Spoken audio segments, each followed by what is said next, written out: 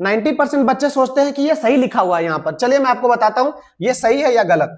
तो इसके लिए हम लोग क्या करते हैं, एक एग्जाम्पल से समझते हैं। मैं यहाँ पे a इज इक्वल टू 4 ले लेता हूँ, b इज इक्वल टू 9 ले लेता हूँ और इसको चेक कर लेता हूँ कि क्या ये सही है। तो अगर मैंने रखा तो 4 इंटू 9 यहाँ पे, और ये इक्वल टू आ गया 4 का स्क्वायर रूट इंटू 9 का स्क्वायर रूट, तो ये आ रहा है 36। 36 का स्क्वायर रूट होता है 6, और ये आ जाता है 2 इंटू 3, ये भी आता है 6। तो यहाँ पे कोई प्रॉब्लम नहीं है, मतलब ये सही है अगर a भी पॉजिटिव हो b भी पॉजिटिव हो तो। ठीक है, चलिए दूसरा कोई सिनेरियो ले लेते हैं। अगर a मान लेते हैं कि 0 है और b इज इक्वल टू 9 है, तो देख लेते हैं क्या होगा।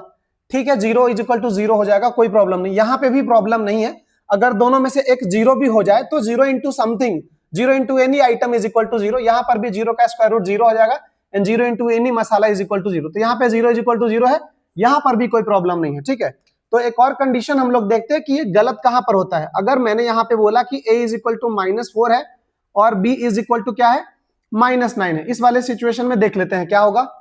तो यहाँ पे हो जाएगा root over -4 into -9 is equal to root over -4 into root over -9। अब यहाँ पे देख लेते हैं ये कितना हो जाता है, ये हो जाता है 36, और 36 का स्क्वायर रूट आ जाता है अपना 6। तो यहाँ पे ये 6 आ चुका है। इसको देखते हैं हम लोग। हमें पता है कि आयोटा का जो वैल्यू होता है दैट इज वो होता है स्क्वायर रूट ऑफ -1, मतलब जहां कहीं पे स्क्वायर रूट ऑफ -1 है उसको हम लोग आयोटा लिख सकते हैं। ठीक है, तो ये कितना लिखा हुआ है, ये लिखा हुआ है root over -1 into square root of 4। तो स्क्वायर रूट ऑफ 4 यहाँ पे लिख देते हैं इसको ऐसा। ठीक है, तो ये कितना लिखा हुआ है, ये लिखा है 2 आयोटा। ठीक है, इंटू इसी तरीके से ये वाला कितना लिखा है, ये लिखा है 3 आयोटा। इसी तरीके से ये लिखा है 3 आयोटा। यहां पर क्या हो जाएगा, 2 आयोटा इंटू 3 आयोटा हो जाएगा 6 आयोटा स्क्वायर।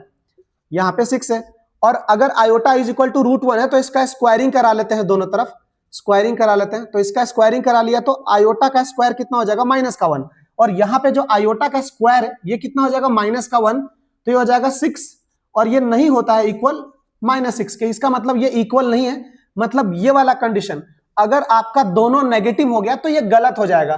तो ये हमेशा सही नहीं है, दिस इज ओनली ट्रू अगर दोनों पॉजिटिव है और उनमें से कोई एक 0 है, तभी ये बात सही है।